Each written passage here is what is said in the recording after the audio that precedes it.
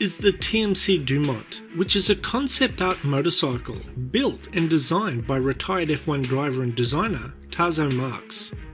Tazo has created an incredibly sleek, low-to-the-ground motorcycle that sports an airplane engine and giant silver wheels without hubs, looking very much like something out of a science fiction film. This ultra-sleek motorcycle is powered by an actual 300 horsepower, 6-cylinder Rolls-Royce Continental aircraft engine from the 1960s.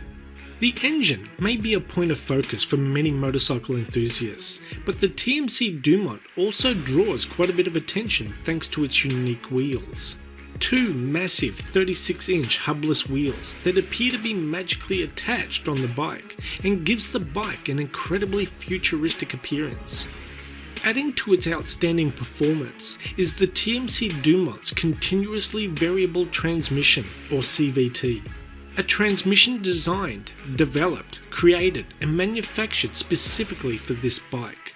That means this bike isn't automatic, which means no clutch, no gear shifting, simply sit on the bike, start it and twist the throttle to go, sort of like a scooter.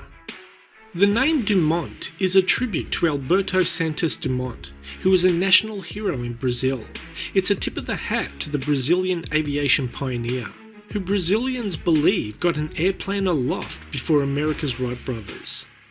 It's kind of hard to wrap your head around how the bike rides and turns, but it appears to have pivot points on the front wheel mount, which I assume makes it turn, but in the only video on Tazo's YouTube channel showing him riding it, he only rides it in a straight line.